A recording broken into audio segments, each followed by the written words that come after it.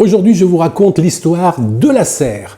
Tout commence il y a plusieurs siècles à la Renaissance. Les explorateurs amènent d'étranges plantes tropicales fragiles qui ne supportent pas le froid européen. Pour les protéger, on invente de véritables abris de verre et de pierre, les orangeries. Elles sont le privilège des rois et des savants, chauffées au bois, vitrées à la main, de véritables trésors d'ingéniosité.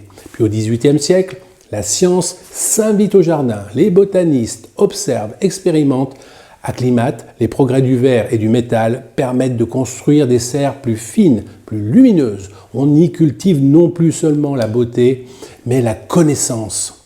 Arrive ensuite le XIXe siècle, l'âge d'or du verre et du fer.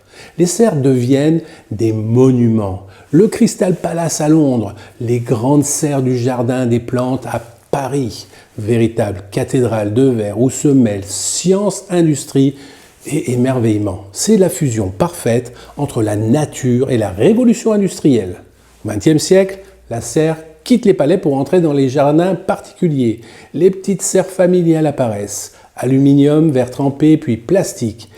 Et dans les campagnes, elles grandissent encore, devenues serres maraîchères, horticoles, industrielles. Elles abritent aujourd'hui des hectares entiers de cultures pilotées par un ordinateur. Température, humidité, lumière, tout y est contrôlé. La nature sous haute précision. Et aujourd'hui, la serre est au cœur de l'agriculture durable. Elle permet de cultiver localement toute l'année, d'économiser de l'eau, de recycler la chaleur et même de produire de l'énergie grâce aux panneaux solaires intégrés. Les matériaux ont évolué, le verre toujours élégant et durable reste idéal pour la lumière naturelle.